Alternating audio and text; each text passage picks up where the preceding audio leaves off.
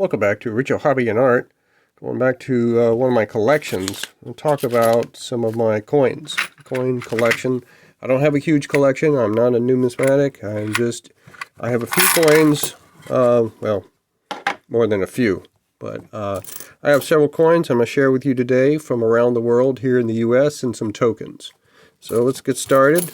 I'm wearing gloves to keep them in good condition. I've had them probably many years, several decades. So let's get this. This is a kroner. This is a kroner from Iceland. So this is the five kroner piece. Features a couple dolphins on one side and the shield on the other. I did look up to see what the shield meant. Different names, but basically you have a bull, a dragon, an eagle, and a giant down there in the lower right. This is from 1999. Where I got the Iceland group, I'm not really quite sure. I think a friend of mine went there and gave me his pocket change. So here's a number 10 kroner. If I'm not pronouncing this correctly, I apologize. This has 4 fish on it. And again, the seal on the back. This is from 1996. And I am guessing this is from a friend, because I think I got this in 97, 98, 99, somewhere in that area. Here's a number 1 kroner. With a fish on the front and the seal on the back. Well, actually, no. Instead of the seal, it just has the giant on the back. 1996. And we got one more from Iceland. We got the 100. The one with a big fish on the front and the seal on the back. 1995. So that's Iceland. Next one, this is a crown from Denmark. It's Margrethe II, Queen Margrethe II on the front. We got the shield on the back. 1988, 1 krone. There is a Deutschmark from the Republic of Germany, 1950. Whoops, upside down. 1 Deutschmark. The wheat leaves on the back, 1950. Got one from Ireland. Oh, it's really small. Hard to hold it. Ireland, EIRE, 1993. I believe that says, yeah. 1993, the harp on one side and the bowl on the other. This is a 5 pence. This, I should note, is after they had changed the coin. The coin had been with the bowl facing towards the right. Now he's facing towards the left, starting in 1992, and on from then on this particular coin. Next one we have Jamaica. I'm not sure where I got this from. Obviously, probably somebody, friend of mine, gave it to me. Shows the Right Excellent George William Gordon, a national hero on one side, and the seal of Jamaica on the other. This is $10.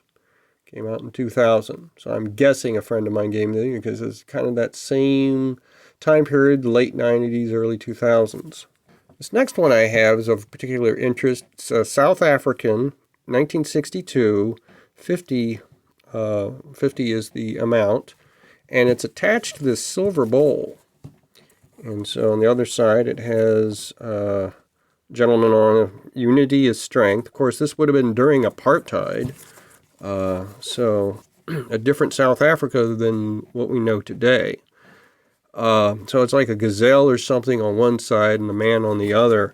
The bowl is silver, and I conserved it years ago. My mother had this thing, and she gave it to me, so she may have gotten it from, who knows, a missionary or somebody she knew gave her this, and so I polished it and coated it with some wax, and it tarnished up pretty quick. So then I polished it again and lacquered it with agatine silver lacquer, and it has not tarnished since. And I did that probably 10 years ago. Now, I don't keep it out in the daylight. I keep it, in storage somewhere. So it is not oxidizing as quickly as something you might have out on your silver tray or something. Anyway, that's an interesting where they've incorporated the coin into a dish. This next group is Canadian pocket change. So we have different things here. I won't go over all of them, but we'll kind of hit the highlights here. There's a Canadian quarter with caribou on the front. Flip it over. Queen Elizabeth II. Queen Elizabeth II is on most of these because I went to Canada in probably 1989, 88, 89, and so all of these are going to be from that trip. This is 1979 on it. I got cash in coin, came back to the States, and my mother made me turn all the cash in, back into American. But I kept the coins. I wanted to keep the cash too. I didn't see what the point of converting, let's say $20 into $11 really made any sense to me. But oh no, we must give the Canadians back their dollars. Whatever. Here is a dime with a sailboat on one side, and again, Elizabeth II on the other. Nothing rare about any of these things. It's just pocket coins. There's lots of these out there. Here's a beaver on their nickel. 1975. Queen Elizabeth II again. Because remember, Canada is a Commonwealth. I believe that's what they call it. All right, the penny. There's lots of pennies. I'll show you a basic penny that has the maple leaf on one side, 1979, and Elizabeth II on the back. Pennies such as this can be found all over the place, including on the street in America. So I know I have one from 1996, and that would have been in the future from when I visited Canada. And I probably found it on the street, probably at Colonial Williamsburg where I worked, because that was the place to find a lot of foreign currency. Same with, in a lot of places, big cities. This is sort of a special penny. This is the 1867 to 1967 with the rock dove on it in flight. Still a penny, but the internet would lead you to believe that this might be a little rare, but I think a lot of people have these things in their collections. I don't know how much are still in circulation, but I would bet if you went to Canada, you would find a lot of those, as well as in the northern U.S. I get the idea. There's a lot of them out here, and here's one of them. This next group are American coins. This is just your basic quarter, 25-cent piece. Liberty and God we trust. The reason I have this in a special place is because it's got the old line state. It's got the old Annapolis State House dome on it. This is Maryland, 1788. And of course, if you've seen some of my other videos, you know I'm from Maryland, and so that has a special, unique reason for keeping. This is a Thomas Jefferson dollar coin. And they came out with a whole series of presidents on these dollar coins, as the Statue of Liberty on the back. This idea that, like in Europe, the coin dollars would take over, and gosh, that's never happened. At least not anywhere I've lived. I got this at Monticello, which was Thomas Jefferson's home, and so that is why I have it. I have actually, my mother-in-law had given me a book for collecting these things, but this is the only one I have, so I got rid of the book. There wasn't any reason to keep it. Here is what we call the Sacagawea dollar coin. This was a big deal when it came out in 2000. I believe it's the first time a woman was featured on an American. No, Susan B. Anthony. This will be the first time a Native American was featured, possibly.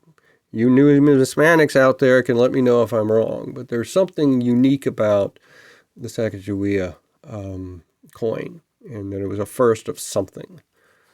And so it may have been the first Native American woman. And we got an eagle on the back. So I got one of those. All right, the next three I have are all $50. Here is a $50. 1974, JFK. These came out starting in 1964 in memorial to John F. Kennedy, who was assassinated. So the other side is the Great Seal with the eagle. In 1976, they came out with a commemorative one, 1976, that have Independence Hall on the back. And so when I was a kid, back in the 70s and 80s and early 90s, you would still find these things out and about. Not all the time, but occasionally you go to like a small business or something and they might have this in the change drawer and give it to you as change. And so if you got one of these things, you usually set it to the side. You don't put it in your piggy bank because you don't know if you might ever see another one. If you saw one of these, you definitely didn't put it in your piggy bank because they were very rare, at least where I was. And so I probably had 2 or 3 of these things and I got rid of them. And this is the only one I have left, whereas this one I definitely didn't part with. The other one is a 1963 half dollar with Ben Franklin on the front. Of course, 1963, JFK was still alive until he was assassinated that year. And so this was the half dollar for a long time before the JFK ones came out. This is the only one I've ever seen of this in circulation that I've acquired. It has the Liberty Bell on the back. And so, it's the only one I found, and so I grabbed that one as well. It also has a figurine down here to the right here. And I am not sure exactly what that is, but a quick internet search, I'm sure, will let you know what that is about. Sometimes you'll hear people talk about a Susan B. Anthony coin. This is a Susan B. Anthony 1979 dollar coin.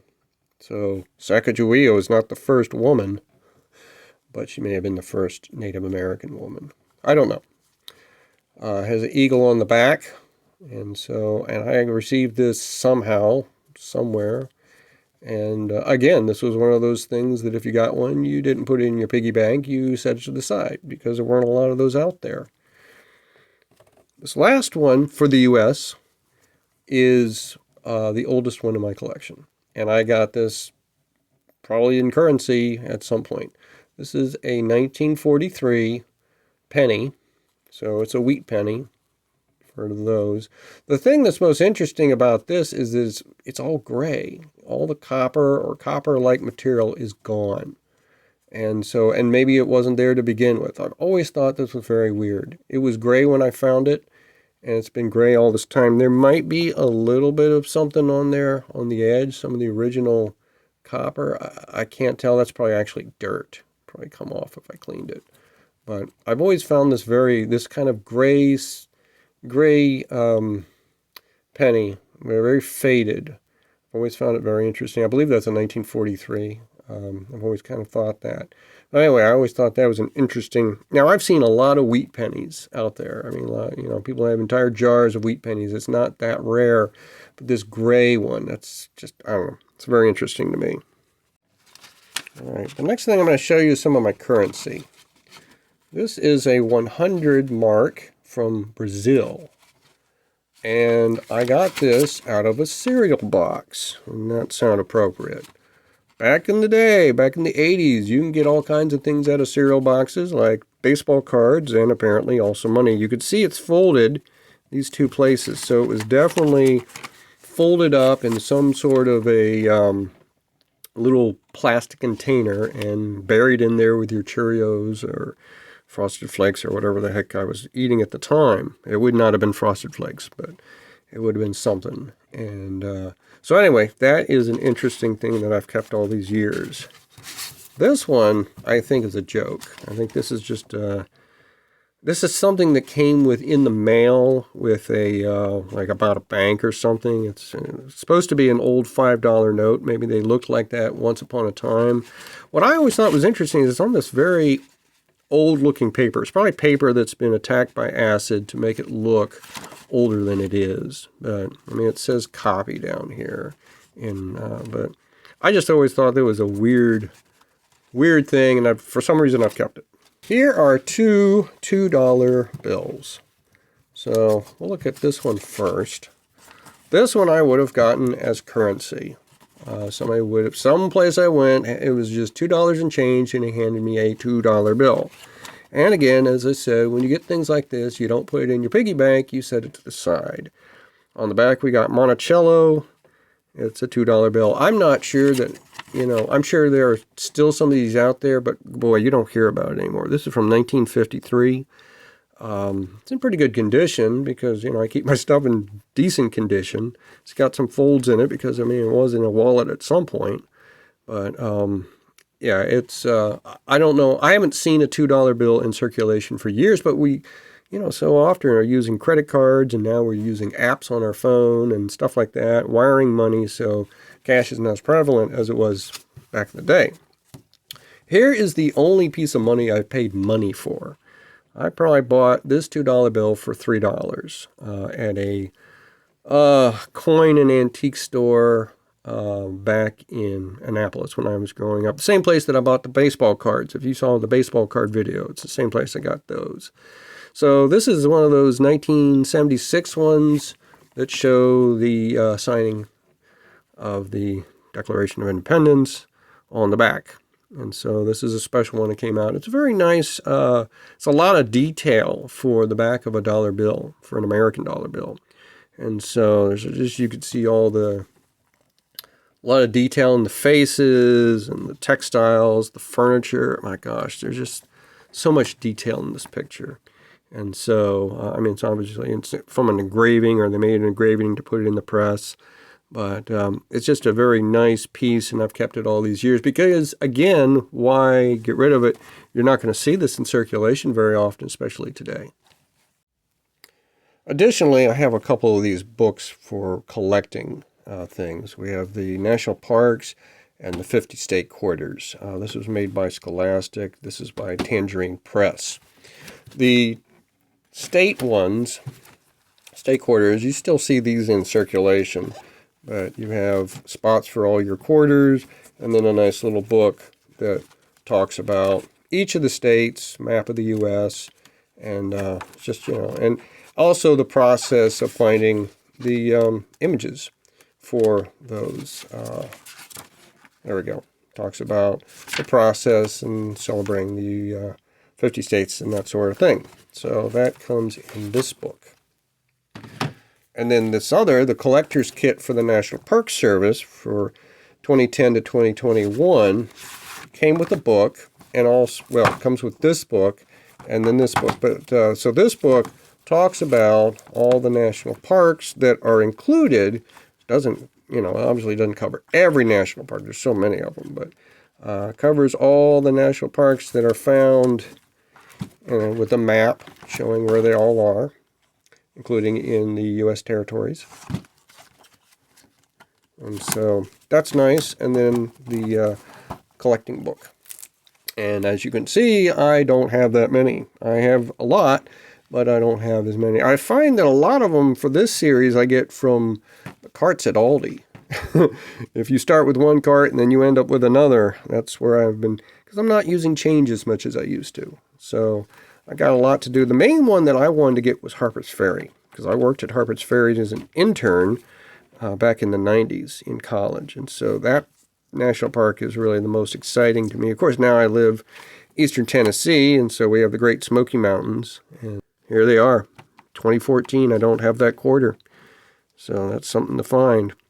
I'm not as active in collecting coins as some people probably are, but it's one of those things that if you find it, you get it, you set it to the side, and you make it part of what you're doing. And so it's a nice thing to, tangible but small thing to collect and have fun with.